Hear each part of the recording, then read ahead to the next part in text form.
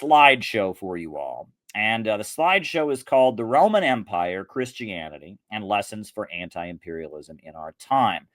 And in the Center for Political Innovation textbook, the first one that we put out, We Are City Builders, we began by talking about Socrates. We talked about the ancient world, Rome, Socrates, ancient Greece, all of that. And classical history is very, very important. It's very, very important when you're talking about understanding our modern world. You have to understand times in the past, and a lot of our modern world does come from classical civilization. We all learned about Greek myths in school, but the calendar that we have is very much rooted in ancient Rome. A lot of things come from ancient Rome, and the Roman Empire rose and fell, and there's a lot of history here. And a lot of us know little bits and pieces of this history, but we don't know the whole story. We don't know the context. And, there's a quote from Mark Twain. He says, "History does not repeat itself, but it does rhyme." And that's a good way of putting it. And I think as you watch this slideshow tonight and we learn about the origins of the Roman Empire, we learn about classical civilization in Greece, we learn about the origins of Christianity, we learn about the fall of the Roman Empire, you're going to see that there's a lot, a huge amount we can take for the times that we are currently living in. A lot that is very, very relevant. So I hope that you enjoy this. We'll see how this goes. I feel like this might be a longer slideshow tonight, but some nights I get on here and I have a whole bunch of material and it goes real quick. Other nights I get on here and I don't have that much to say, but yet I go on for hours. So we're going to do a slideshow tonight. It'll be on classical history and the context of classical history, helping understand things. And part of this is just so that we can understand how history works, but some of this I think does have direct, implications for our time. So let's just go over this. The Roman Empire, Christianity, and Lessons for Anti-Imperialism in Our Time. All righty. In the time that is generally referred to as the classical era, the era of both Greece and Rome, human civilization was mostly centered around the Mediterranean. All right, this is the Mediterranean Ocean. It's where Asia, Europe, and Africa all meet. It's the ocean that connects all of them. And across the Mediterranean, in North Africa, in the Middle East, and in Europe, you had various city-states that emerged. And at this time, this was the epoch of slavery. And in slavery, the way slavery works is you have people who own land and own people, and the majority of humanity is owned, right? It's about 90-10. About 90% of the people are slaves, and about 10% of the people own other people or from the landowning classes, right? You have men who own land, you have women from the landowning class, and you have women and men that are slaves. And that's basically how civilization was in ancient Egypt, in ancient, Mesopotamia, right up to ancient Greece and ancient Rome. And it was the system of slaves and slave masters. And it was largely agricultural. You had people who owned land and people who worked on the land that was owned by somebody else. But what marked the classical era was the rise of city-states, that in addition to just people who owned land and such, you had these city-states that emerged, that they had mighty armies. And these armies would take over swaths of land, and in exchange for protecting them from foreigners or from pirates or whatever, these swaths of land would be required to give some of their crops to the city-state, to give some of their people as slaves to the city-state, and to extract minerals from the earth, perhaps give some metals to the city-state. And you had these city-states that emerged in addition to the agriculture that existed. You had farming areas, you had vast farming areas, you had a lot of humanity that were still hunter-gatherers, but along the Mediterranean Sea, you had Alexandria, Jerusalem, You had Athens, Sparta, Rome, Carthage. You had various city-states that are emerging, and city-states tended to be centered around an army and a navy, and they tended to offer protection to land. They would conquer land, essentially, and the land that they conquered, they would protect it, and in exchange for the protection, they would get slaves and crops from the land. And these cities kind of lived off the countryside, but they propped themselves up by having militaries and navies. And that was, the origin of classical civilization. And the era of city-states was very much an era of civilization of the sea, right? These various city-states have their mighty navies, their mighty armies, they're controlling different sections of the world. And these various city-states were always fighting against each other. And so you saw the emergence of the temple at Delphi. And this is very interesting. So Delphi is the center of the known world. It's the center of the Mediterranean. It's a part of Greece that is in like the smack center of the Mediterranean Sea. It is the center of the known world. And at Delphi, a temple is created and a priesthood is created.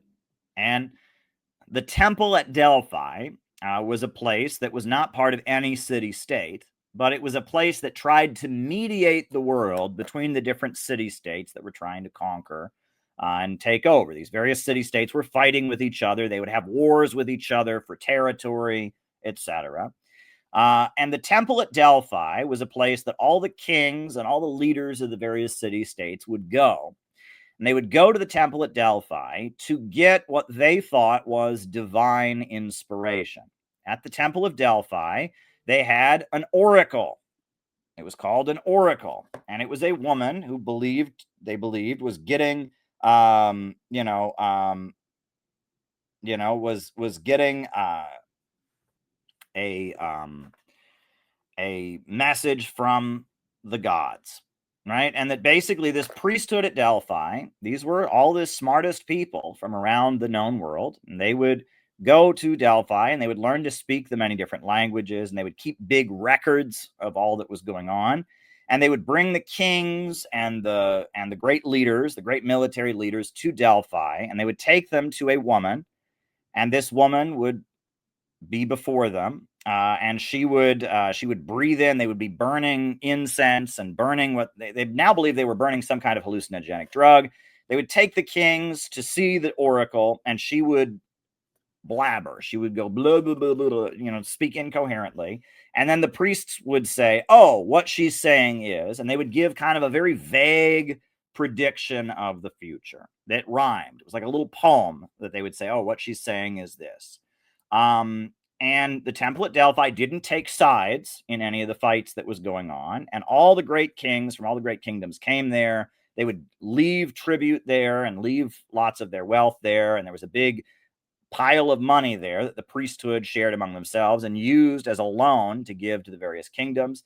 And the temple at Delphi, you could call it like, the first United Nations, or the first Vatican. It was an attempt to have one institution where all the world leaders could gather and talk. And that there's many wild stories about the temple at Delphi. For example, there's like one king who went to see the oracle, and they took her before the oracle and they beat the drums and played the music and all of this, and she blathered and she said, if you go to war, you will destroy a great kingdom. So the king went and had his war, and his country was destroyed because the great kingdom that was going to be destroyed was his own. There you go. And so, his kingdom was destroyed. And there's many other stories like that, right? And that for generations, people would go to Delphi, and the Delphic priesthood were very, very well educated, and they kept records of the modern world. And they tried to prevent wars from happening. They tried to gather information and gather intelligence about what the various city-states and armies were doing. And that was the role that they played. Now, the Temple of Delphi, the priesthood of Delphi, they believed at first in having a multipolar world. They believed that all these great city-states would have to coexist with each other. And they wanted multipolarity. They wanted kind of a balance of power in the region. Um, however, they really, really liked a guy who emerged in Greece, in the city of Athens, and that guy was Socrates. Right? Socrates was this philosophical teacher who emerged in the city of Athens and was encouraging people to think rationally. He developed the Socratic method, and he had what was called the Academy of Athens, which was a group of people, a group of students that he had in Athens who he was teaching to think rationally. And also, something very important was happening in Greece at the time, which was that music was being used regularly. And this is very, very interesting to me. But, ancient Greece, music was being played all the time. They had harps and lyres and flutes, and people were constantly playing music, and their religious ceremonies had music, and there was music being played, and they were making notes for the first time. They had, musical composition and notes that you could actually do. Um, it was a whole new method of doing things.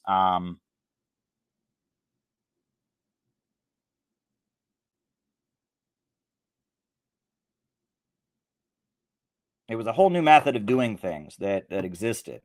Um, and music changed the way people thought, and that music caused the human mind to become more rational. And the fact that music was included in everyday life was encouraging people to become more rational in the way they thought. And this is very fascinating. There's a lot of studies of this, but at the same time that people are figuring out how to make music and how groups of musicians can play together, the human mind is changing the way it interacts with the world. Music really impacted the development of human civilization, in specific the human mind. The human mind becomes more rational because of music. This is something that Plato, one of the students of philosophers, the students of Socrates, the philosopher, directly observed. He said, music is a moral law. It gives a soul to the universe, wings to the mind, and flight to the imagination, and life to everything. When modes of music change, the fundamental laws of the state always change with them. Music training is a more important instrument than any other, because rhythm and harmony find their way into the inward places of the soul on which they mightily fasten.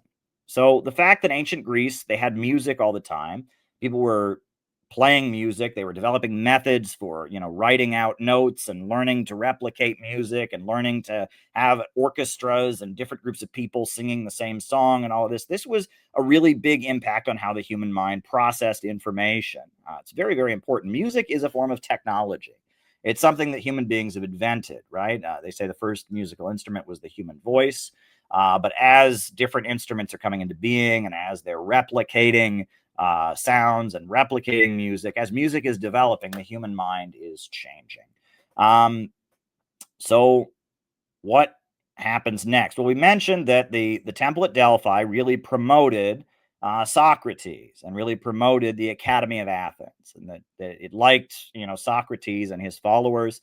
However, Socrates made some enemies in the city of Athens. He was teaching. He had a movement of people, young people who were studying under him. He was teaching them how to think. And ultimately, the leaders of Athens decided that Socrates was corrupting the youth of Athens, and they sentenced him to death, and he was sentenced to die. Um, and so, because he was such a well-respected teacher, they didn't just cut his head off. They let him, go to the prison or whatever with his followers, and they gave him poison, hemlock, and they made him drink hemlock. And so he was surrounded by his followers at the time that he died, at the time he drank the hemlock poison and died. And he taught his followers up until the moment of his death. It's actually very beautiful. There is a dialogue. Plato was his student, and Plato wrote out the dialogue, the teaching that Socrates did on his deathbed. And it's very, very poetic. And Socrates, this great philosophical teacher who's given the death penalty for corrupting the youth, He said he began his lecture to his students as he's dying. He said when he found out he was going to die, the same dream came to me sometimes in one form and sometimes in another, but always saying the same or nearly the same words. Make and cultivate music, said the dream, and hitherto I had imagined this was only intended to exhort and encourage me in the study of philosophy, which has always been the pursuit of my life, and the noblest and best of music. And in his lecture that Socrates gave as he was dying, he explained that the human being has the soul and the body, and that it's constantly a battle between the soul and the body, and that the body is animalistic and primitive, and the soul is enlightened and capable of thinking, and that there's a constant battle between the soul and the body, and that death constitutes the separation of the soul and the body. And he's telling his students when he's dying that he's looking forward to death because it will be the liberation of his soul from his body, and that his ability to understand the world and the amount of knowledge that he will acquire on death will be massive because he will be liberated from the animalistic restraints of the human body. It's a very, very powerful dialogue. I would encourage you to go read the Phaedo, Plato's account of the death of Socrates and the dialogue. This man is dying. His own people are persecuting him. And because he's teaching, he never killed anybody. He never committed any crime other than teaching. But they found his teaching to be threatening to the people of Athens, that he was corrupting the youth. He was getting them to question authority or whatnot. So they forced him to drink hemlock. And as he's dying, he's optimistic and hopeful. And he tells his students that being a philosopher means strengthening and putting your soul above your body, and that human beings need to live up to the soul. They need to liberate themselves from the restraints of the body. The body is the primitive animalistic part, but human beings need to strive to be led by their soul, and that death is the ultimate liberation because the soul is liberated from the body. Very powerful and very poignant and sad that this great teacher is being killed, and he's telling his philosopher students that death is liberation, and that the soul, we're striving to empower the soul. And it's very, very, very important moment in the history of civilization, the execution of Socrates.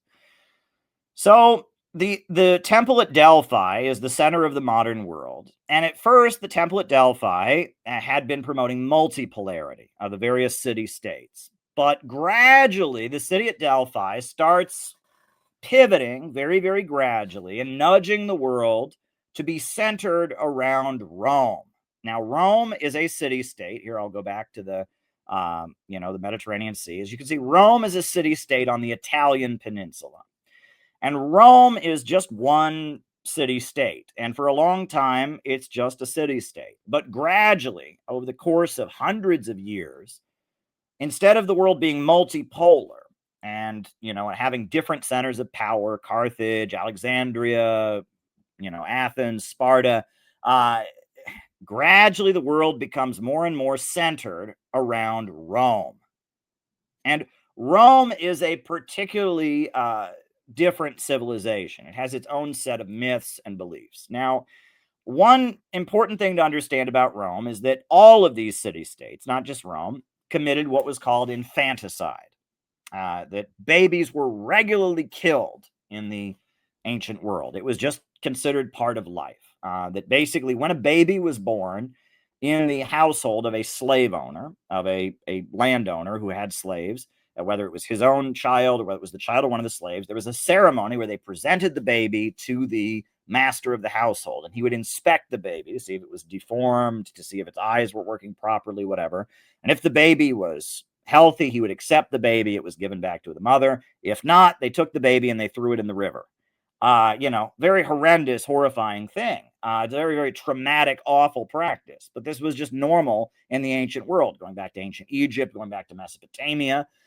This was just something that happened, infanticide, and it was considered, a necessary practice, right? That at that time, having children was necessary in order for the household to produce enough food to survive. So if a child was born and that child was going to not be capable of producing enough to sustain the household, but would instead be a burden on the household, it was considered a necessity that the child be just gotten rid of, just killed. And infanticide is a horrendous practice, and it's a very traumatizing thing. A mother who's just given birth, watching the baby she just gave birth to be killed, is a horrendous traumatic experience. And this barbaric, brutal practice of infanticide hung over the ancient world. It was just this horrible aspect of everyday life.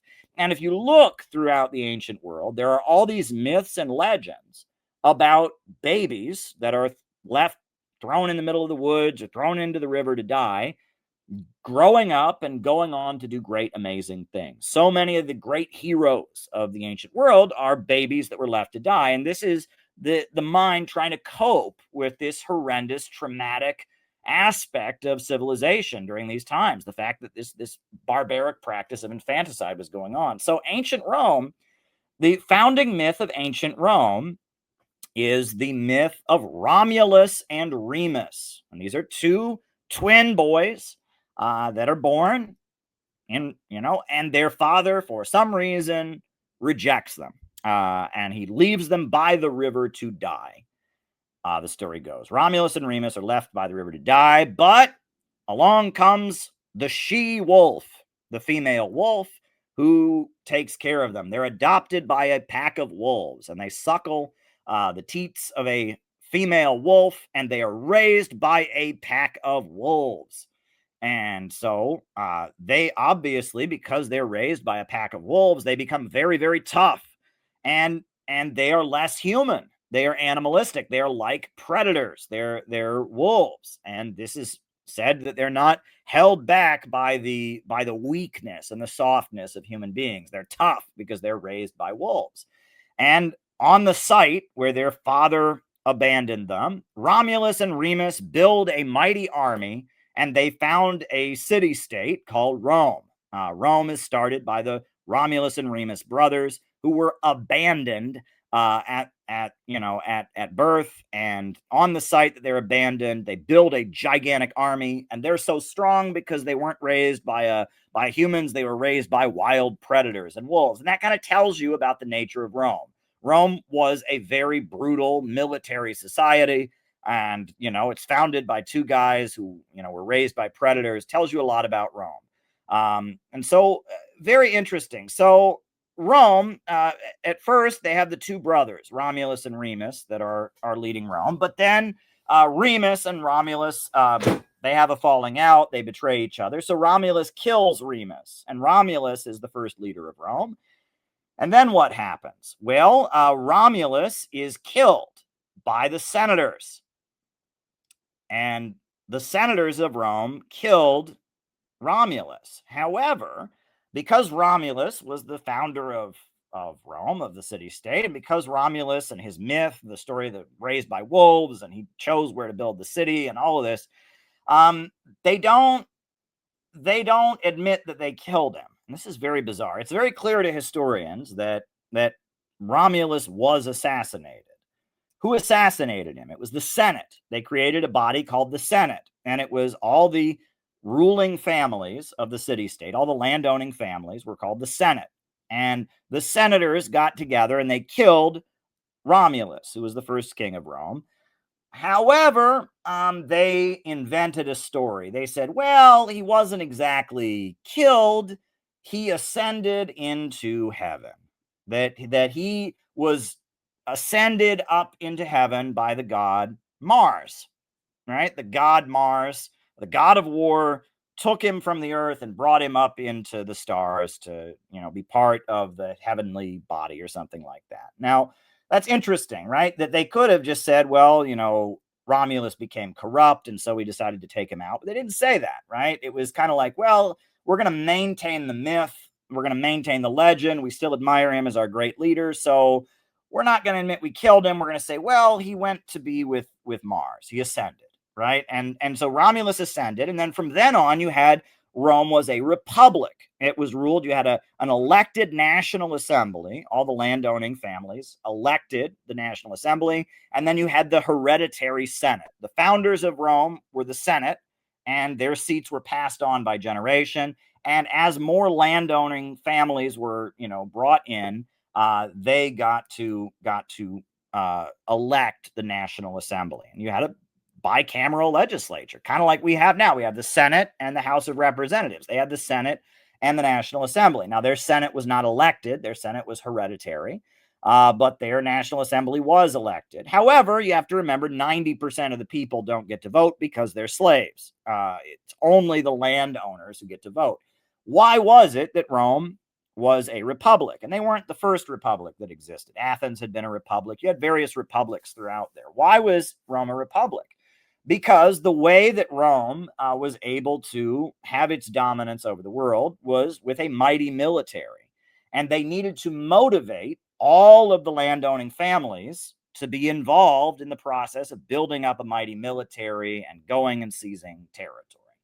And if there was one ruling family, it wouldn't be divided up fairly, right? The idea was that if everyone had a vote, they would then have skin in the game for the empire. And so they would be motivated, right? That it's much better to run a military power, an empire, with a democracy because everyone feels like they have some skin in the game. And these kind of arguments were made even later in the 1800s. At the time in Britain, when they were debating about who should have the right to vote, they argued only landowners should have the right to vote because only landowners are, quote, invested in the nation because they own land, right? And that was at the time the United States was founded. You had to own land in order to vote because you were invested in the nation, because, the pretense of democracy, having an elected government, was about the fact that, you had land, and so that the future of the country impacted your income. It impacted you economically, so you should have a vote on it, and then you would be motivated for there to be prosperity and wealth coming to the nation because you had a piece of land, right? That it wasn't the idea that everyone should have a say because of equal rights and all of that. None of that at all. The idea was that if you owned a piece of the nation, you owned a piece of land, you should have a say in making the laws so that you wanted to see the country to be prosperous. And it shows how much all of this is tied in with economics. Now, they had the Roman Republic, and in the Roman Republic, right, they had their official religion. They took the Greek religion and they changed the names, right? The god Zeus was Jupiter. The god Ares, the god of war, was Mars. It was basically the Greek gods, but they had a whole bunch of other religious practices. It was a polytheistic society. And one important aspect of ancient Rome was what they called mystery religions, which was that every profession, every job had its own religious practices. The Navy of Rome worshipped Neptune, or Poseidon. In ancient Greece, they called the god of the ocean Poseidon. In Rome, they called him Neptune. And there was a special temple that only sailors went to. And there were special rituals and myths and legends that only sailors knew. And the longer you were a sailor, the more of the legend of Neptune that you learn. And this is the origin of what they call guilds, right? You talk about guilds, right? Bricklayers and pipe fitters, even up to today, you have guilds, right? And apprenticeships. The first year that you were a sailor, you were an apprentice. And then you moved up a rank. And as you moved up your rank, they told you more of the legend of Neptune, right? And that you had a special thing, and that there were special religious beliefs that only sailors knew. And you learned more the more you did it. And these were called the mystery religions. There were a lot of these. The people in the military and in the army, they worshiped the god Mars, the god of war. And the longer that you were in the army, the more of the legends of the god Mars you learned, the more wisdom you had, the more you moved up your rank. There were separate orders within the military that were loyal to different gods, military orders that were, had different beliefs and customs. And that basically everyone in ancient Rome did not have the same religion. Okay. That there were different religions for different people, different religions for the army, different religions for the slaves, different religions for the landowners. Everyone didn't believe the same thing. There were special religious beliefs set aside, and religion was very much not something, they didn't tell you everything right then. It was wisdom that was passed on in a kind of nepotistic way. The more trusted you were, the more knowledge you got. And very few people could read and write. The only people who could read and write were scribes. who had the job of reading and writing and keeping records. Most people couldn't read and write. Knowledge was passed on by word of mouth, and you had to be trusted in order to get that knowledge. Now, at the time of Rome, in the city of Rome, you had patricians and plebeians. Those are landowners, people who own land. You had slaves. That's the majority of the population. But you started during the time of the Roman Republic to have a new class, and that is the proletarians. And who are the proletarians? Well, the proletarians are skilled craftsmen. They're neither slaves nor masters. They are not owned by anybody, but they do not own any property either, and they don't own anybody else. The proletarians, and actually the literal meaning of proletarian in Latin is that the proletari are those who have children. They own nothing but their offspring. The only property that proletarians have is their children, because they rent where they live. The only property they have are their children, because they don't own any slaves. They don't own any land. They are just people who have children, those who create offspring. And the proletarians of ancient Rome are pipe fitters, bricklayers, blacksmiths, basket weavers. They have a special skill that a slave can't do. In order to be a proletarian, you have to be somebody who can do something that a slave can't do, right? You have to have a skilled, job, right? And proletarians, they exist, and they are this new class that emerges in ancient Rome that had never existed before anywhere in the world. The class, the men of no property, those who procreate, the proletarians. Now, Rome has a big problem, which is the slaves way outnumber the landowners. There are far more slaves than there are landowners. And in 71 to 73 BC, you have the slave revolt of Spartacus. It's a huge war where a slave army is formed, and a big chunk of the Italian peninsula is taken over by slave rebels. All these people that have been brought to Rome from North Africa and from the Middle East and all of that, and made to work and made to, work to death in mines or on plantations, or, Spartacus was apparently a gladiator. These were people that were made to fight to death in a coliseum. And they seized a big chunk of the Italian peninsula, and it was the slave revolt of Spartacus. And the Roman Republic was very much tested by the slave revolt of Spartacus. It was an elected, it was a republic. It was, the Senate and the National Assembly, but they had to mobilize the military, and Rome was fighting for its survival. I mean, if Spartacus had won, Rome would have ceased to exist. And so they responded to the slave revolt by very brutally crushing it. And the Appian Way, I believe it was the Appian Way, which was a famous road on the Italian peninsula, they crucified all the slaves all the way back to Rome. One by one, they crucified all of them. And that's because crucifixion was the most brutal form of execution, and it was reserved only for those who had engaged in a revolt or an insurrection against the Roman Empire, right? If you were deemed an enemy of Rome, if you were somebody that was fighting against the Roman Empire, they killed you in the most brutal way they could, which was crucifixion. They nailed you to a cross, and they killed you.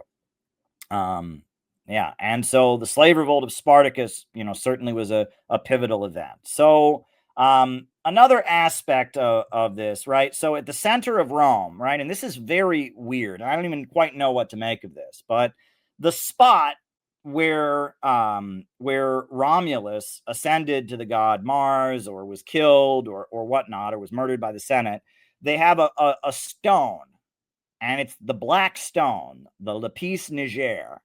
And it has an inscription on it. It's a black stone, and there's an inscription on it. It says, "Whosoever will violate this grove, let him be cursed. Let no one dump, refuse, nor throw a body. Let it be lawful for the king to sacrifice a cow of atonement. Let him fine one fine for each offense. For the king will fine, let him give cows. Let the king have a herald. Let him yoke a team, 2 heads, sterile, along the route. Him who will not sacrifice with a young animal in lawful assembly grove." What the hell does that mean? I have no idea what it means. But, the center of Rome, like the big monument that marked the center of Rome, which was probably where Romulus was killed, was this big giant black stone where they where they sacrificed animals. That sits at the center of Rome, which is then the center of the world. right? So as Rome is developing, right, you have the hereditary Senate, you have the National Assembly, you have slaves, but you have an increasing number of these proletarians, these bricklayers, these basket weavers, these carpenters, these blacksmiths. And most of the proletarians, the skilled craftsmen who are coming to Rome from other places, are Greeks or Jews, right? Because in the city states of Greece, people had the skills. In Jerusalem, the Jews had these skills. And so Greeks and Jews are moving into Rome as proletarians. And Rome has problems that never existed anywhere in the world before. One of those problems is unemployment. There's no unemployment for slaves. Slaves are always employed, right? They're owned by somebody else, their property, they have no rights, they can be killed, but are they ever unemployed? No. But proletarians, if they can't find work, they're unemployed. And if they can't find work, they can't pay their rent. And so they're homeless.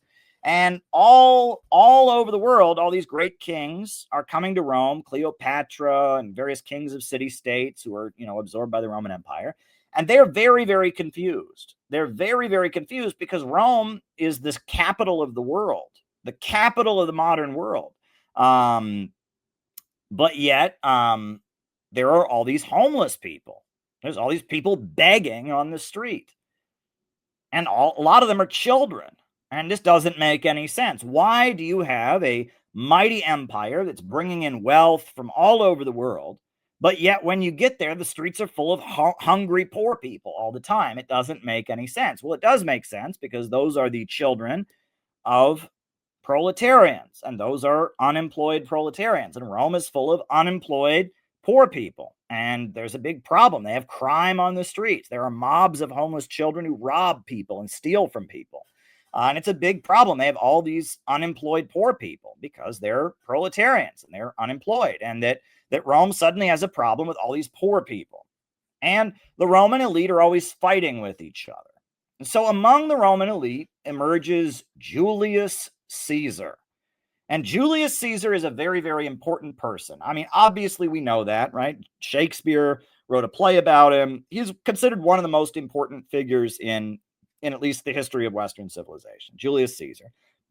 He's a wealthy landowning Roman, and he is a brilliant military leader. He leads the Roman army. He conquers France. He conquers parts of Britain, right? I mean, he's this great military leader. And Julius Caesar is a great military leader. He's also a great writer, and he writes about his various theories and all of that. And Julius Caesar, he's very smart, and he's fighting with the other wealthy Romans. And he realizes that one way that he can become very, very popular with the other, he can one way that he can exercise power against the other wealthy Romans is to recruit all the poor people to support him. And that, all these proletarians, all these unemployed poor people, they can be like his foot soldiers against the other wealthy people. So Julius Caesar, they call him a populari or a populist, when he builds like a mass movement of poor people who like him. An army, mobs of Greeks and Jews are always following Julius Caesar around and applauding him and celebrating him. And he is elected by the National Assembly to be the leader, the imperator, that's his title, the military leader. And he's always passing laws to help the poor people. One thing he does is he builds libraries. And the libraries are where they have the laws written down. So poor people have access. They can go to the libraries and they can look up the laws and they can look up information. Another thing he does is he taxes the rich people, and he uses the money to hire unemployed proletarians. There's all these pipe fitters and bricklayers and skilled craftsmen that are unemployed. And Julius Caesar has this great idea, and he hires them. And he sends them to other city-states throughout the empire.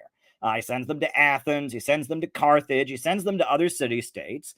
And he has them build infrastructure, build roads, build buildings, temples, and build things in these other city-states.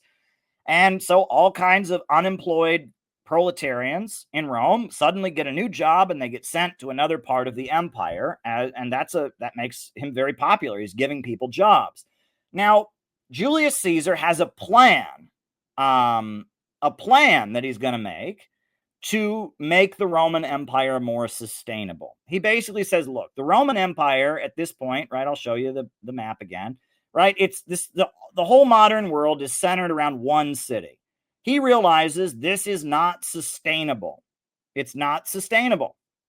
And so what he's going to do is he's going to grant citizenship in the Roman Empire to the people in the other cities, in Carthage, in Alexandria, in Jerusalem, in other places, in Antioch, and he's going to grant citizenship to people throughout the Roman Empire, and that way they'll have some skin in the game. That's the idea, is that people throughout the empire will have some skin in the game, and he's going to make Rome multipolar. That's basically what he figures they have to do this in order for Rome to survive. It can't all just be centered around one city. That's not sustainable. And basically, Julius Caesar is putting forward like a 44 BC version of what China is doing with their Belt and Road Initiative. Win-win cooperation, right? Instead of beating down and destroying all these other city-states, he's going to enter an alliance with them. He's going to send people to pave their roads and build them up. He's going to give them a vote, and they'll get stronger, and the empire of Rome will be multipolar, and that will make it more sustainable. And that is a vision that Julius Caesar has. Now, obviously, you can understand why the senators didn't want that, because they would suddenly be outvoted, right? They would lose their power. And on top of that, Julius Caesar is taxing them. And Julius Caesar passed all kinds of different reforms. He made it a law that no doctor could be a slave, right? At the time, right, that proletarians tended to be skilled people with a skill. But, there was a thing that people did is that wealthy Romans would buy a doctor. They'd have a slave doctor. Well, Julius Caesar said, no, if anyone's going to practice medicine, they have to get paid. They have to be a proletarian, a wage worker. No doctor can be a slave. All doctors are immediately freed from slavery. Also, as a favor to the Jews, right, because a lot of the proletarians are Jews from Palestine, Julius Caesar legalized monotheism. So it was illegal to be monotheistic in Rome, because if you said there was only one God, then you were denying the great gods of the empire, saying there's only one God. Well, Julius Caesar, because the Jews were such an important group of proletarians who were supporting him, he legalized monotheism. He legalized the Jewish religion in Rome. That's a really big deal, and it has a really big implication as we get going. So Julius Caesar legalizes monotheism. He frees doctors, and he's got this plan to make the Roman Empire multipolar, to build up the other city-states, to eventually give the vote to the other city-states. The senators can't stand it. So first, they want to make him the king. And 3 times they approach him with a crown. Very interesting. You'd think the last thing you'd want to do if you don't like somebody is to make them a king. However, if they made Julius Caesar the king, he then became a symbolic monarch, and he would be easier to control. And so on 3 different occasions, when Julius Caesar was preaching, and he would give these fiery speeches in the Roman Forum, surrounded by crowds of poor people, on 3 different occasions, the senators gathered, and they began marching toward Julius Caesar with a crown. And the idea was they would put the crown on his head, they would make him the king, and then they could control him. And on 3 different occasions, Julius Caesar pushed the crown away. And that was a really important moment. And the proletarians, the working people, all applauded and cheered him for doing so, because they saw it as a victory for democracy, right? That he was a populist. He didn't want to be the king. He wanted to be a popular elected leader. Very fascinating. On 3 occasions, he turns down the crown. He says, I don't want to be the king. And so finally, on the Ides of March, 44 BC, Julius Caesar goes to the Senate to give a speech, and the senators get together and they stab him to death. And one by one, they stab him in the back, and they kill him. And the assassination of Julius Caesar is a pivotal moment in the Roman Empire, because it basically leads to the end of the Roman Republic. The proletarians of Rome rioted. There was rioting, and they broke into the homes of the rich people and broke apart their furniture, and they built a giant funeral pyre, and they burned Julius Caesar's body. And then after the the death of Julius Caesar, Rome divided. There was a civil war, and eventually Caesar's nephew, Octavian, won the civil war and declared himself to be the emperor, Caesar Augustus. And from then on, Rome did not have an elected government. It was a monarchy. They had the Senate, they had the National Assembly, but they didn't really have any say. The emperor, who they proclaimed to be a god on earth, the emperor was in charge. And that was the end of the Roman Republic. Rome was no longer a republic after the assassination of Julius Caesar, the populist. Very, very interesting. So Christianity originates in Palestine. 44 years after the death of Julius Caesar, you have the birth of Jesus Christ. Around the age of 30, Jesus Christ starts preaching, and a sect of Judaism emerges centered around Jesus of Nazareth. And Jesus builds up a following of 12 disciples. And to be a Christian is not something that is, a part-time job. Being a Christian is not a spectator sport. And this is something I find to be particularly fascinating, right? Nowadays, being a Christian means you go to church on Sunday, right? All over the world, people are Christian. They go to church on Sunday. They put some money in the offering plate. They're a Christian. That is not what Jesus's followers, this sect of Judaism that existed in ancient Palestine, that is not what they did. Being a Christian is a full-time job. It is a lifestyle. And, I will read you, this group of, followers of Jesus Christ that existed in Palestine. I will read to you what they were told to do. This is Matthew chapter 10. It's one of my favorite scriptures, actually. So I will read to you Matthew chapter 10 because I find it to be fascinating, right? Right? Jesus tells his followers, go not into the way of the Gentiles, and into any city of the Samaritans enter ye not, but rather go to the lost sheep of the house of Israel. And as ye go, preach, saying, the kingdom of heaven is at hand. Heal the sick, cleanse the lepers, raise the dead, cast out devils. Freely ye receive, and freely ye give. Provide neither gold, nor silver, nor brass in your purses, nor scrip for your journey, neither two coats, neither shoes, nor yet staves, for the workman is worthy of meat. And in whatever city or town you shall enter, inquire who in is it worthy, and there abide till ye go thence. And when ye come into a house, salute it. And if the house be worthy, let your peace come upon it. But if not be worthy, let your peace return. And whosoever shall not receive you, nor hear your words when you depart out of that house or city, shake off the dust of your feet. Verily I say unto you, it shall be more tolerable for the land of Sodom and Gomorrah in the day of judgment for that city. Behold, I send you as sheep in the midst of wolves. Be ye therefore wise as serpents and harmless as doves. But beware of men, for they will deliver you to the councils. They will scourge you in their synagogues, and you shall be brought forth before governors and kings for my sake, and for a testimony against them and the Gentiles. But when they deliver you up, take no thought of how you shall speak, for it shall be given to you in the same hour what shall you speak. For it is not ye that speak, but it is the Spirit of the Lord your Father that speaks within you. And brother shall deliver up the brother to death, and father the child, and children shall rise up against their parents and cause them to be put to death. And you shall be hated for all men for my name's sake, but he that endureth to the end shall be saved. And when they persecute you in this city, flee to another. For verily I say unto you, you shall not have gone over the cities of Israel till the Son of Man be come. The disciple is not above his master, nor the servant above his Lord. It is not enough for the disciple that he be as his master, and the servant as his Lord. If they have called the master of the house Beelzebub, how much more shall they call them of this household? Fear not, therefore, for there is nothing covered that shall not be revealed, and hid that shall not be known. Whatever I tell you in the darkness, that ye speak in the light, and whatever ye hear in the ear, that you preach on the housetops. Fear not them which kill the body, which are not able to kill the soul, but rather fear him that is able to destroy both the body and the soul in hell. Are not two sparrows sold for a farthing? One of them shall not fall in the ground without your Father.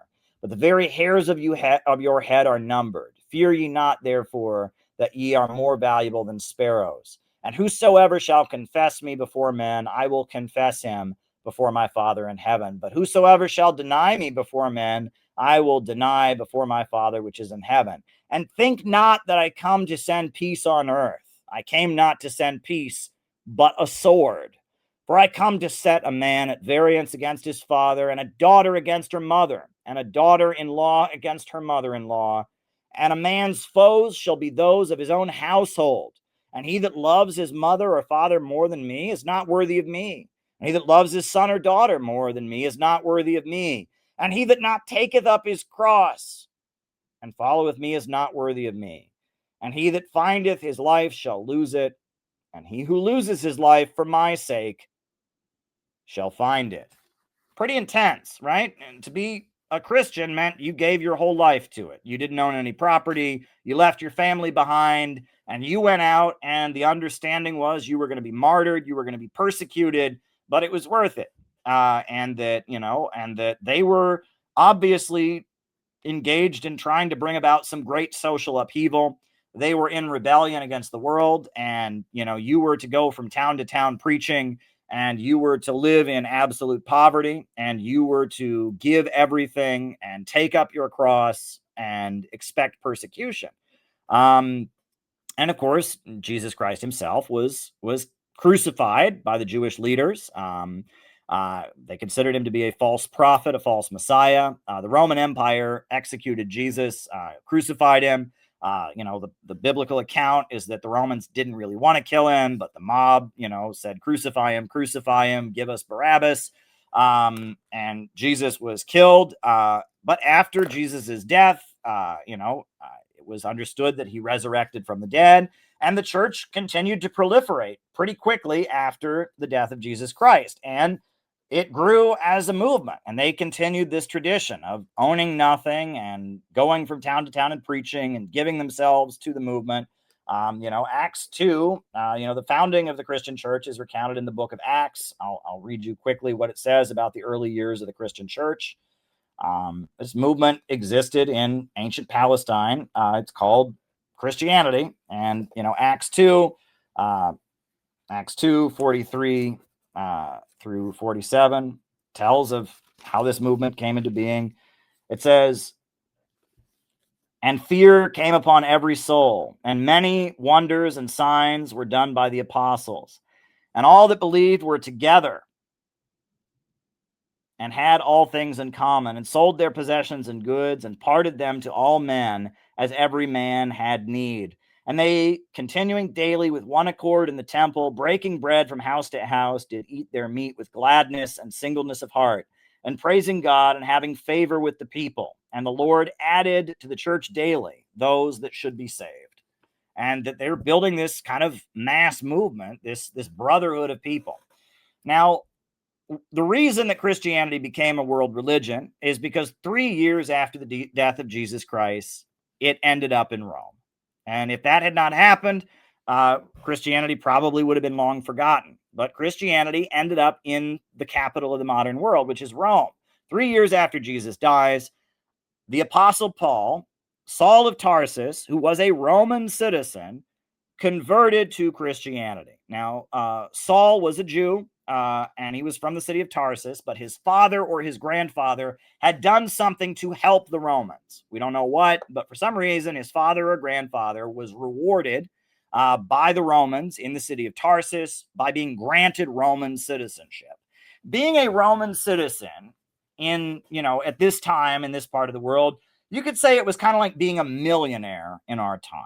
Right? Millionaires are way better off than everybody else, but that doesn't mean you run the world. Millionaires are not billionaires. There's over 1 million millionaires in America. So one can be a millionaire and not have a huge amount of power, but millionaires are way better off than everybody else, right? They've got obviously a better lifestyle than everybody else. They've got more access than everybody else. And by being a Roman citizen, the apostle, Saul of Tarsus, because his father or his grandfather had been granted Roman citizenship, he was better off than everybody else. And Saul was a Jew, and he was very opposed to Christianity. And so the Roman Empire very much opposed Christianity after the death of Jesus, because this was a religion that worshiped somebody who'd been crucified. And if you were crucified, that meant you were an enemy of the Roman state. And so there's this religion of people, this mass movement of people who are, giving all they have and going from town to town preaching and all of this, and that they are worshiping a guy who was killed by the Roman Empire. Well, that can't be allowed. And so the Romans and the Jewish leaders are teaming up against Christianity. The Jewish leaders say that Christianity is worshiping a false Messiah, that Jesus is distorting the religious faith, the Jewish faith. He is an apostate. The Romans say this is sedition. They're trying to overthrow the Roman Empire. So the Romans and the Jewish leaders are persecuting Christians. Usually it was the death penalty for being a Christian. And Saul of Tarsus is a Christian hunter, and he goes around finding Christians and killing them. That's his job. And the story goes that Saul of Tarsus was on the road to Damascus. He was traveling to Damascus, and all of a sudden, Jesus appeared to him, and he fell off of his horse, and Jesus appeared to him and said, "Why are you persecuting me?" And in that moment, Saul of Tarsus converted to Christianity, and he found some Christians in Damascus, but he didn't kill them. He instead, joined them. And Saul of Tarsus became a Roman citizen who converted, to Christianity. And that was a really big deal, really, really big deal. And when Saul of Tarsus converted to Christianity, that was a game changer. Now, Paul, he changed his name to Paul after he converted. Paul became kind of the leader of the early Christian church. And in some ways, he was above those who actually worked with Jesus. There's, verses where he, kind of puts, he criticizes those who actually lived with Jesus, and kind of saw himself as above them. And the epistles, right? The letters that are at the end of the New Testament of the Bible are all, the Apostle Paul's writings about how to run the church. And it's clear if you read the epistles, he's talking about building a mass movement. And this movement of people who are basically, the punishment for being a Christian is being killed, right? Being fed to lions, being crucified, being killed. It's you get the death penalty for being a Christian, and Christians expect persecution because that's what, their religion is teaching. And all across the Roman Empire and various city-states, people are converting to Christianity. In Rome itself, people are converting to Christianity. It's proliferating as a religion. Now, at first, the Roman Empire is trying to completely stamp out Christianity because it's considered subversive. However, after a while, they realize that Christianity serves a purpose, right? So, first of all, at first, the Christians were not called Christians. They were considered a form of Judaism. But the other Jews did not like them and began calling them Christians as a slur. The word Christian was originally used in Greek, and it was a slur that other Jews used for Christians to say, well, you're not a real Jew, you're a Christian, right? It's kind of like how a slur for a Muslim. You want to disrespect a Muslim, you call them a Mohammedan. Well, Muslims say, we're not Mohammedans, we're Muslims. Well, the early Christians would say, we're not Christians, we're just true Jews. We're just, Jews that follow Jesus. Well, eventually the Christians took on the label Christian. They said, you know what? We are something different. We are Christians. And the Roman Empire is trying to wipe out Christianity originally, right? It's trying to stamp it out. And it's growing. And in Rome, Christianity very much becomes the religion of the proletarians. Why? Because Jesus was a carpenter, and that was his profession. And Jesus did not own any slaves, but Jesus was himself not a slave. He was a craftsman.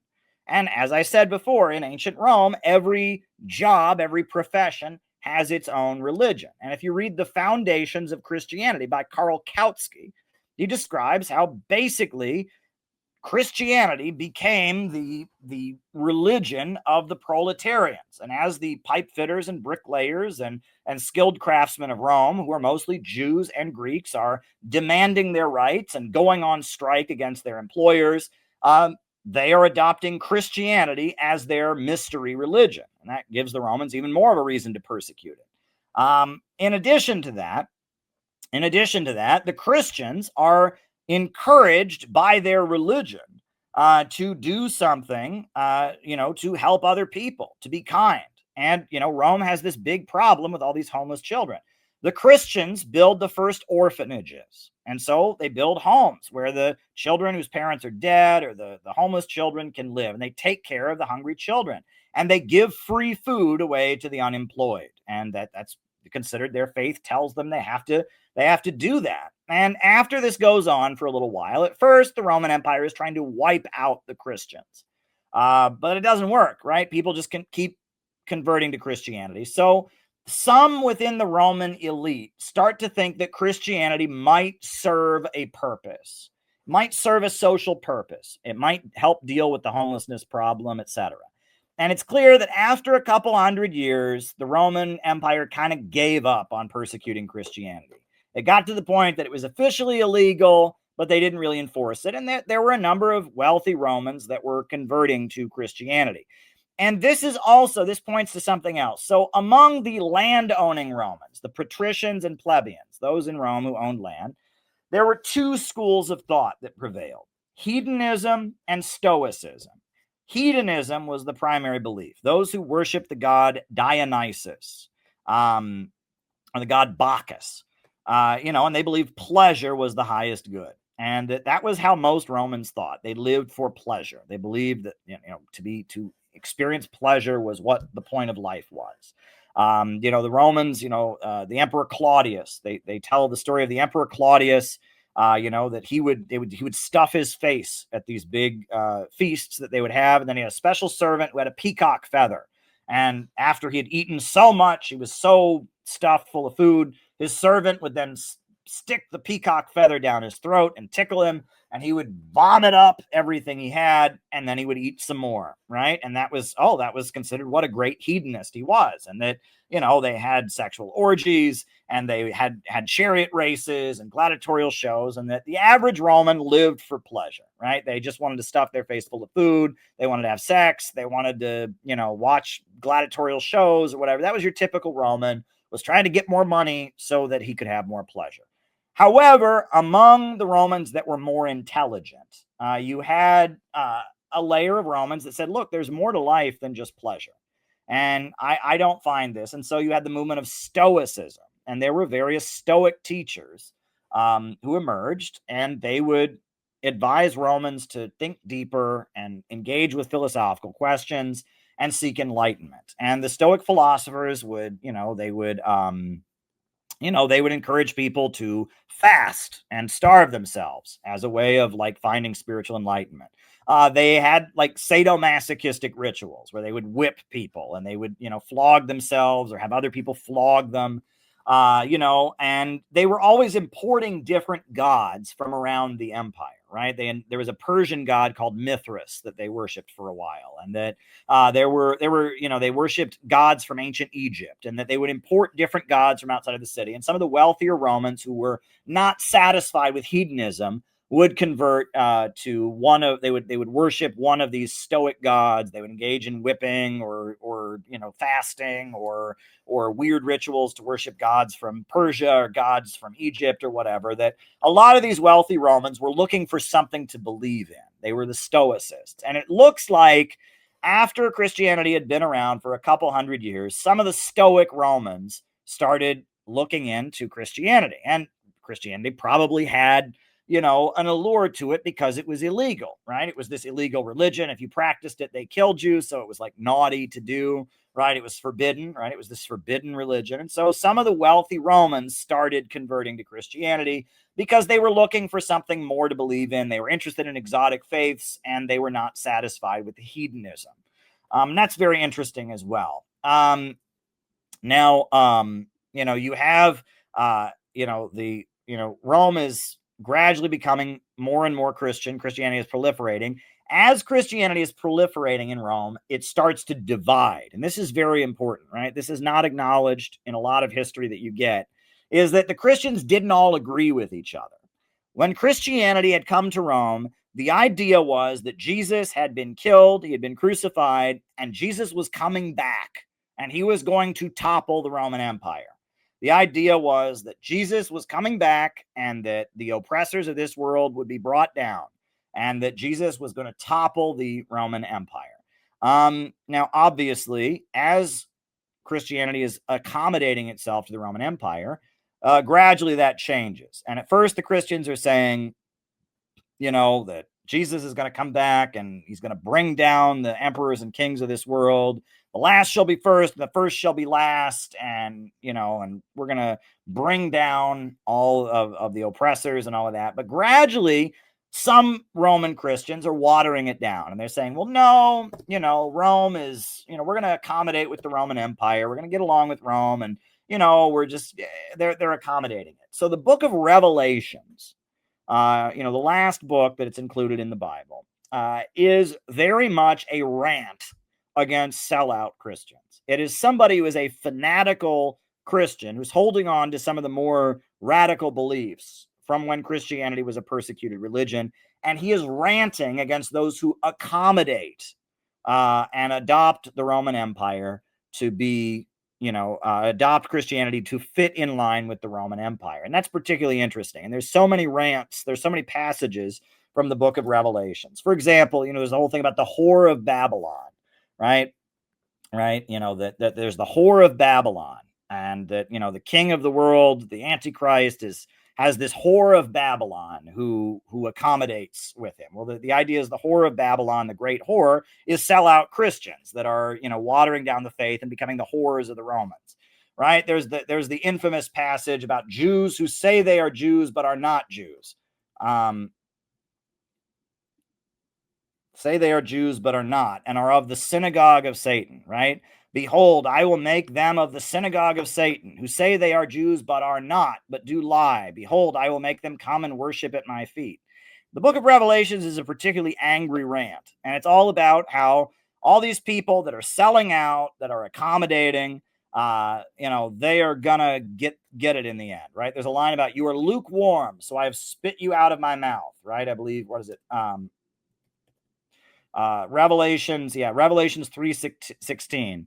So because you are lukewarm, neither hot nor cold, I will vomit you out of my mouth. I will spit you out of my mouth, right?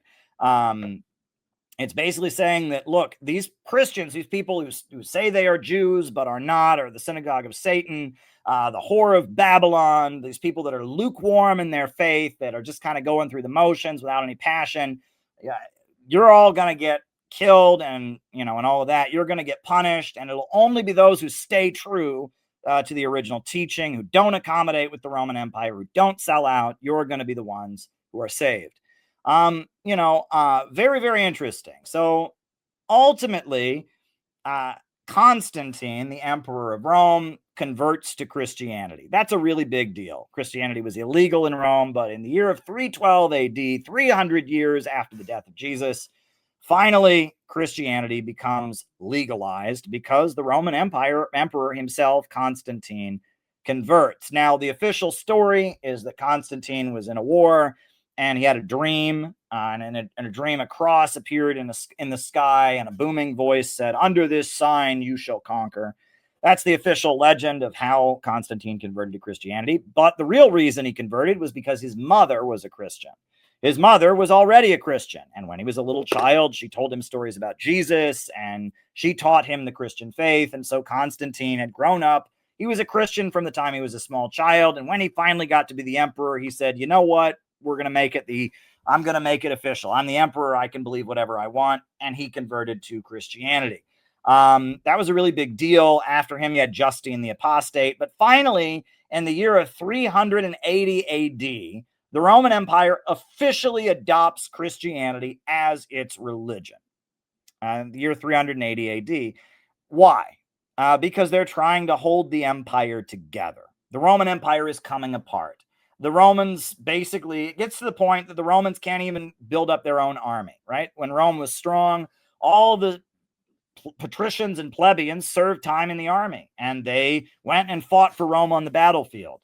But in the late years of the Roman Empire, the Romans they won't even fight their own wars. They're too, lazy and all of that. So the Romans are having to hire other countries, other people to fight their wars. When they're fighting the Germans, the Goths and the Vandals, they have to hire other Germans to fight them because they can't get any Romans to go to Europe and fight the Germans.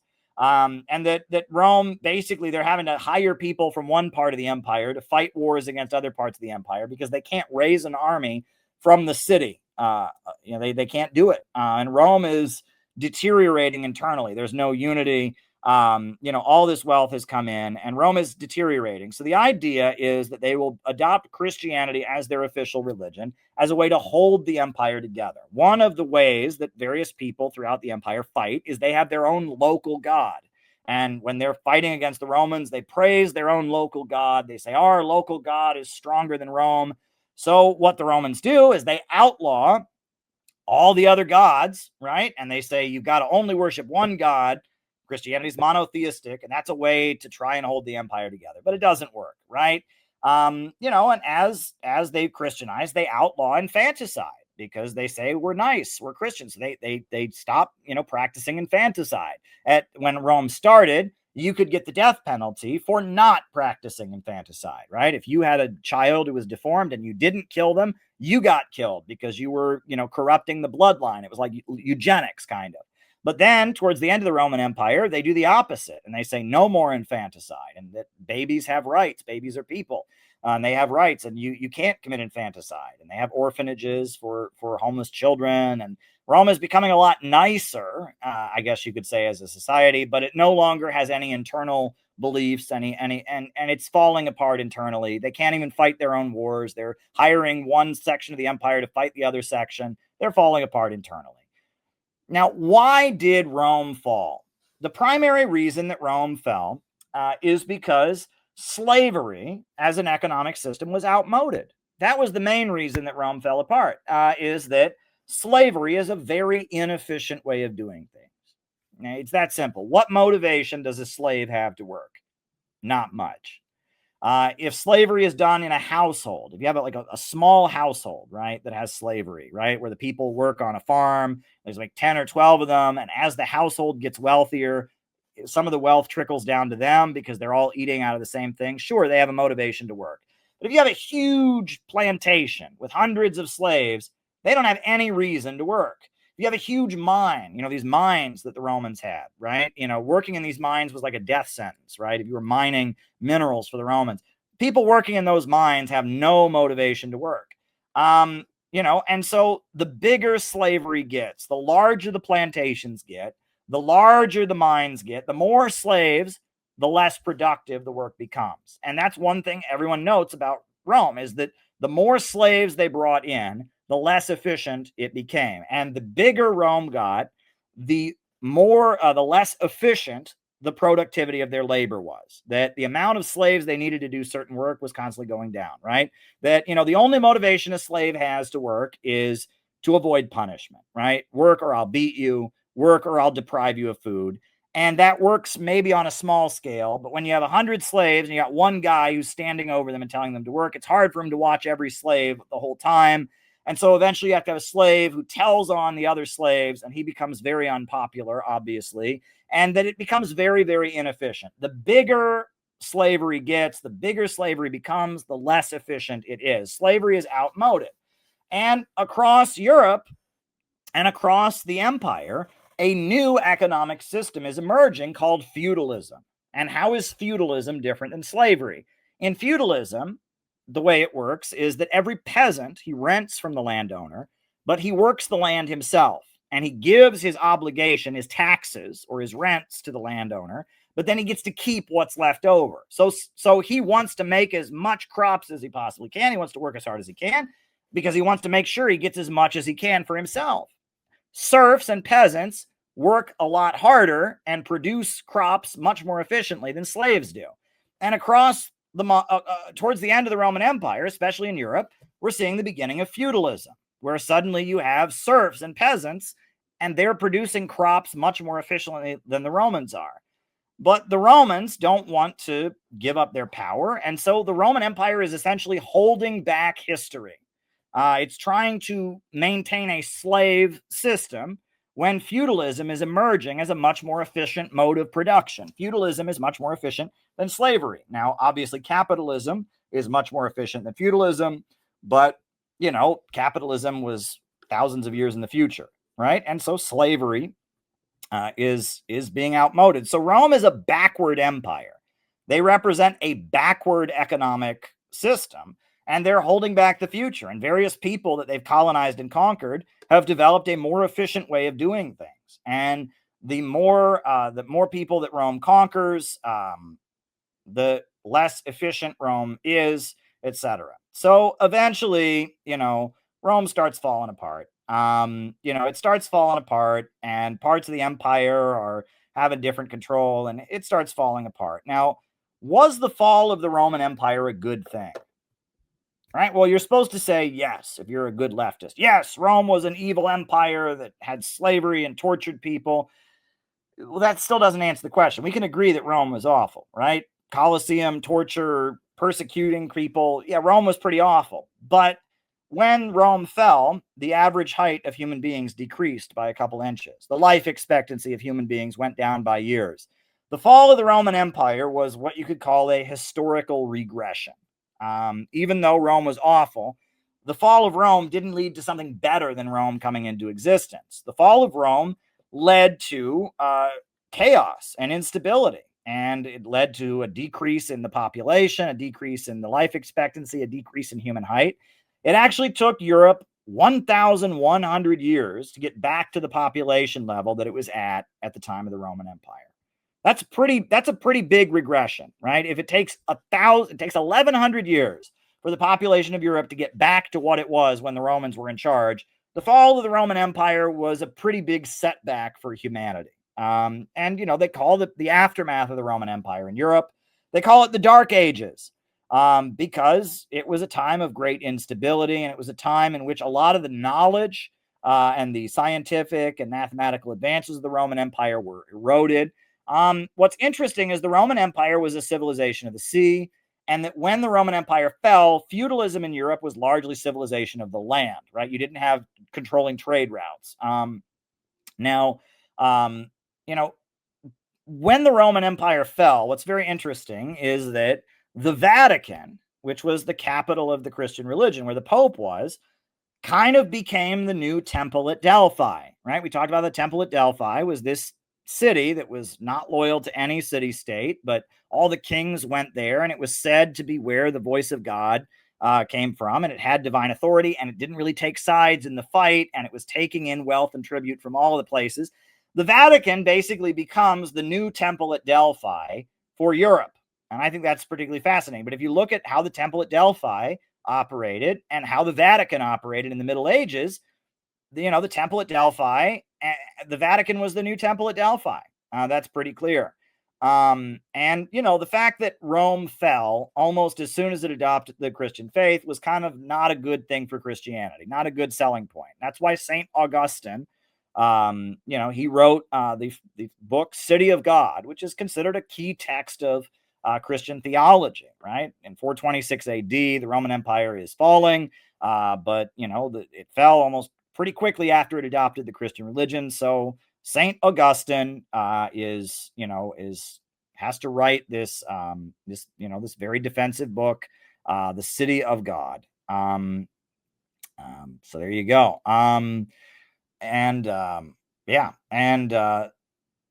So here we go. Now, I wanted to touch on all of this because a lot of things are not understood in their context. But thousands of years later, in the 1800s in Europe, the 1800s in Europe, Marxism arises.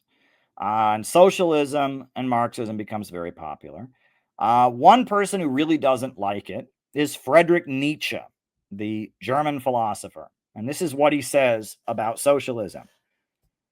Let us not underestimate the destiny that has crept all the way from Christianity into politics. Today, nobody has any longer the courage of special rights or rights of command or a sense of respect towards oneself or one's peers, a pathos of distance. Our politics are sick through this absence of courage. The fib of the equality of souls has undermined the aristocratic outlook in the most insidious way. And while faith in the prerogative of the most is making and will make revolutions, it is Christianity, let there be no mistake about it, and it is Christian judgments that turn every revolution into a mere crime and bloodshed. Christianity is the revolt of all groveling creatures against that which has stature. The gospel of the lowly makes for lowliness. Friedrich Nietzsche sees the rise of socialism, and Friedrich Nietzsche says socialism is nothing but Christianity. And he says Christianity is responsible for the fall of the Roman Empire, and that Christianity is weakness. And Friedrich Nietzsche, that's his objection to the Christianity, is that he calls it the slave religion, the religion of the weak, the gospel of the lowly. And he says communism, Marxism, is just Christianity 2.0. And that's actually what is argued by Karl Kautsky, the leader of the German Social Democratic Party. He writes a book called The Foundations of Christianity and says, look, Christianity is the religion of the Roman proletariat, and that what we're doing, we're building a proletarian movement, a working class movement. We're doing the same thing that Christians were doing. We're just not doing it in the name of Christianity. We're doing it in the name of dialectical materialism and economics and modern scientific thinking, which I think is particularly interesting. And it's funny because, you know, in the 20th century, the main argument against communism was that communism was atheistic. But if you go back to the 1800s, that was not the argument of Friedrich Nietzsche. It was the opposite. It's that communism was Christian.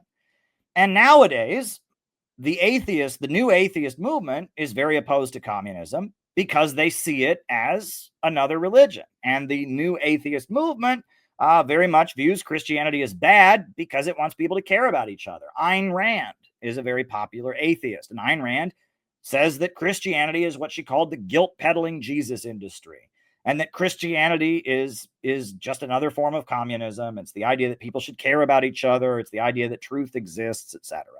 And, you know, just like Friedrich Nietzsche, the Ayn Rand objectivist opposition to Christianity is that it cares about the downtrodden, and it teaches people to care about each other, and it says the last shall be first, etc. So all of this is very, very interesting. So I'm just going to go over some key points. What can we learn from all of this?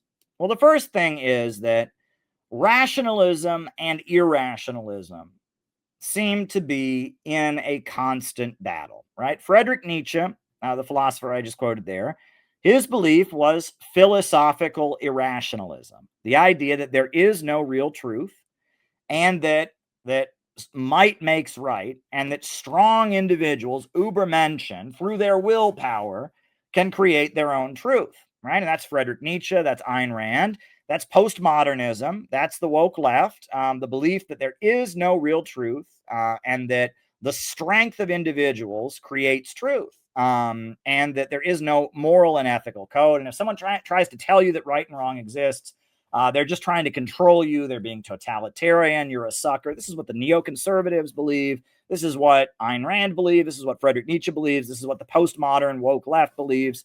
This idea, it's called irrationalism. The idea that there is no reality, there is no truth, and that individuals, through their own willpower and strength, define reality, and that there are no real rules. Strong individuals make their own rules, etc. Well, that's very interesting because we go all the way back to ancient Greece, right? You know, Socrates with making music, and music was the beginning of saying that there is rationality, right? If you're playing one note, you're not playing another note, and that music changed the way human beings think. And as human beings were developing music, they were developing another mode of thought, not irrationalism, might makes right. I can make reality whatever I want, but actual rationalism. And that ancient Greece, the Academy of Athens, they're arguing for rationalism, right? And that irrationalism seems to be in a constant battle with rationalism. And that the Roman Empire became more and more irrational as it went on. It was their foundational belief was in Romulus, might makes right. etc. And the Roman Empire was kind of cursed by its own irrationalism, and that there seems to be an ongoing battle throughout all of human history, not just in the classical world, between rational thought that says right and wrong does exist, that struggles to find out what truth is, that struggles to make objective laws and ideologies to hold a society together, and irrationalism that says there is no truth, individuals can define truth for themselves, and that if people try to impose truth on you, they're being totalitarianism. They're being totalitarian. And that very much is the fight throughout the history of the world. We tend to see things as a fight between ideologies, but now much more blatantly, it's a fight between ideology itself, ideologies which are rational, right? Ideologies tend to be an attempt to explain the world in a rational way, and irrationalism, which says there is no, clear narrative of reality, etc.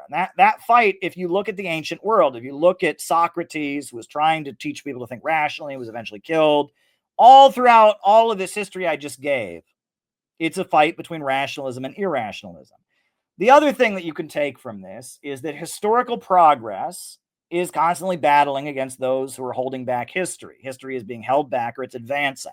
And that there's constantly a fight. The Roman Empire was holding back history. The other thing is that that changing history often is done in subtle ways. The temple at Delphi, for example, they didn't say very blatantly, "Oh, we want Rome to take over." It was a gradual process, and they had to be a place that all the ancient kings could go to, and often nudging little pushes have a big impact. And you have to ask the question, could Spartacus have won? Right? If the slaves of Rome, could they have won? Is it possible? The slave revolt of Spartacus, they didn't win, but they had a huge impact on Rome. And eventually, the rise of Julius Caesar and the fall of the Roman Republic, that came about as a result of the slave revolt of Spartacus. If Spartacus had not taken over half of Italy and you had a huge slave uprising all throughout the Italian peninsula, it wouldn't have led to Julius Caesar. You wouldn't have Julius Caesar being a populist. You wouldn't have had Rome eventually losing its republic and deteriorating into a monarchy. You wouldn't have had any of that without the slave revolt of Spartacus. But could Spartacus have won?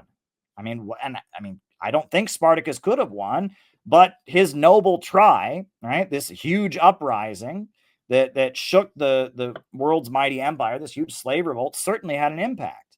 Could Julius Caesar have saved Rome? And if Rome had adopted Julius Caesar's ideas and granted citizenship to the people all throughout the empire, Rome probably would have lasted a lot longer, but they would never have adopted Julius Caesar's ideas because that would require the wealthy Roman senators giving up a bunch of their wealth and sharing power with people in a bunch of other cities, right? That, they weren't going to just let, the empire be adjusted. And that this is a fight that we see in civilizations for a long time. Somebody comes along with a vision of how to make the society sustainable, but that cuts into the short-term profits and wealth of the people in power, and they're just not going to have it, right? And we see this right up to today. As I said, what Julius Caesar was advocating is a lot like what China is doing with the Belt and Road Initiative, building infrastructure in countries that are aligned with you and building them up and solidifying your relationship, sending your people to places that are aligned with you to build infrastructure, and they get wealthier and you get wealthier in the process, and you become more economically tied together, and it's win-win cooperation. And if Rome had switched to adopting win-win cooperation, it would have lasted a lot longer, but they wouldn't do that because that would have cut into the power of the wealthy senators. So they stabbed Julius Caesar to death.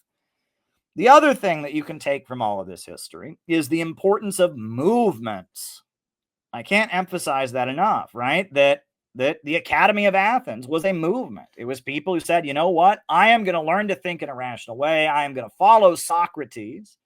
And I'm going to become part of a movement. And eventually the movement that Socrates was building, that was encouraging people to think rationally and make music, right? That movement that Socrates was building became so threatening to the leaders of Athens that they eventually killed Socrates. But, it continued. And the Academy of Athens certainly had an impact.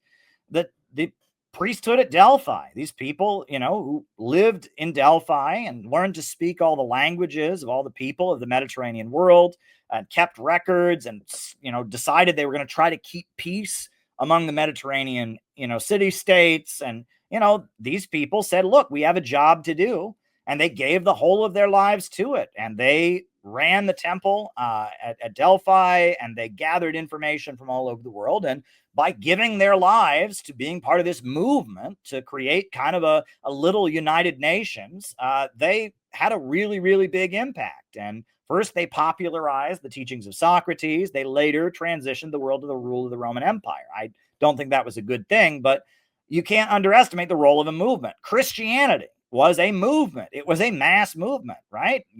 Take up your cross and follow me. Christianity was not a spectator sport. It was not a once a week activity. You followed Jesus or you didn't, right? You left your family, your life behind. You sold all your possessions, and you expected to be killed, to be martyred and persecuted. But the Christians had a really, really big impact, to the point that, 300 years after the death of Jesus, eventually they even converted the Roman Empire, right? It was a mass movement. Mass movements are a really, really important thing in world history. People who decide to get involved and join a movement, they really are really important. Going back to the ancient world, I mean, nowadays you can talk about Dr. Martin Luther King Jr., you can talk about various, radical movements, the labor movement, anti-war activism and things. But even going back to the ancient world, a group of dedicated people, cadre, right? Cadre, people who are professional revolutionaries, people who give the whole of their lives to organizing, are a really, really important thing in history. It's a really, really important thing. It goes back a lot further than Lenin and the Vanguard Party. It's just something that has always existed, right? There's always been people who are mass organizers and are part of mass movements. And it's a really, really important thing in changing the history of the world. The other thing is that everything is the result of its environment. It's really hard to say what plagiarism is. Intellectual copyright law is very hard because everything that exists is impacted by everything else. And that becomes very, very apparent, right? You look at it. Socrates, he's this guy in ancient Greece who is going around teaching people and teaching them how to think. And he builds the Academy of Athens, this group of followers, and he's accused of corrupting the youth. And so he's martyred. He's killed for his beliefs, but his followers keep teaching what he believes. Well, Jesus comes along. And who is Jesus? He's a guy who went around teaching and built a group of 12 disciples who followed him and went around teaching, and eventually was accused of trying to undermine the Jewish leaders or whatever. And so he's given the death penalty. But after his death, they build a mass movement. Did Jesus plagiarize Socrates? Obviously not, right? Totally different teachings, totally different part of the world. But, the reason that people might have been willing to follow somebody like Jesus is because somebody like Socrates had been around a few hundred years before. And there were other people, and that, everything that exists is impacted by things that were around, right? Romulus and Caesar, right? Romulus, the founder of ancient Rome, this great military leader, what happens? Well, he builds up this empire, and then the senators kill him because they don't want a central strong leader. They want to maintain a republic. And then they make him a legend after his death, and they say he ascended up into heaven. Well, Julius Caesar, who is he? He's a great general in ancient Rome, who is very, very popular, but eventually the senators get together and they kill him. And then after he dies, they do turn him into a god. They build the temple of Julius Caesar. Now, did Julius Caesar plagiarize Romulus? No, but the fact that Romulus had been there was an impact, right? It has something to do with it. And that it's this whole thing about history doesn't repeat itself, but it does rhyme, right? And that everything is kind of based on everything else, right? The temple at Delphi that held together the Mediterranean ancient world and the Vatican are roughly the same institution. They have a different religion, obviously, and the world has changed a lot between the Dark Ages and the age of the Greek city-states.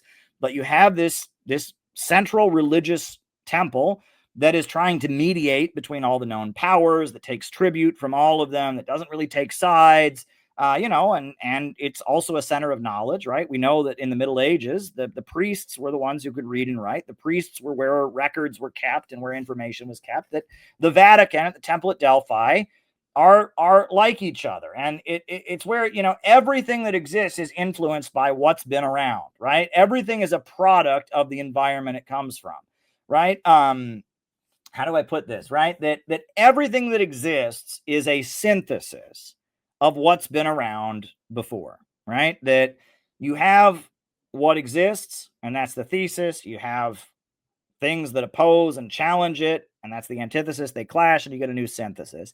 Everything that exists is a synthesis of a thesis and antithesis that exists before. Everything that exists is a result of its environment. There's nothing new under the sun, and that's why it's very hard to write intellectual law and things like that, because who's to say? I mean, every song that's written is influenced by other songs, right? You can't say that that somebody, when they think of a song, like a musician, they just thought of it all by themselves. It's not influenced by another song. You can be sure it's influenced by other songs.